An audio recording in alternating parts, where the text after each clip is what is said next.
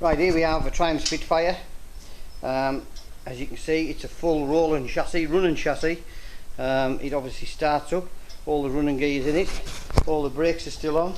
It's a good chassis. If you look there, looks absolutely great.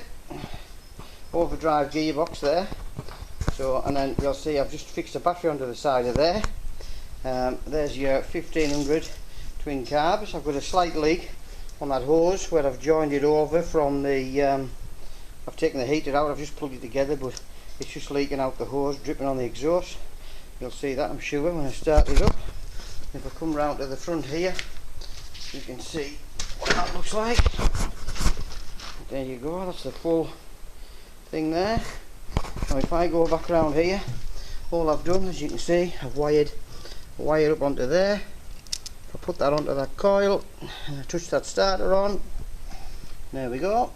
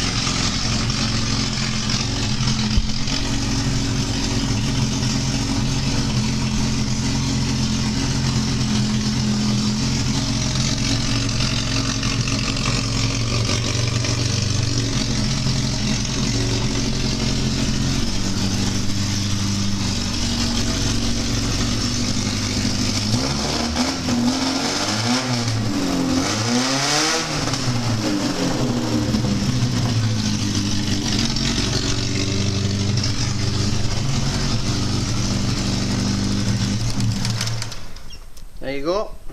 Not a lot wrong with that, I don't think. So anybody wants to build a kit car, project car, that's the job.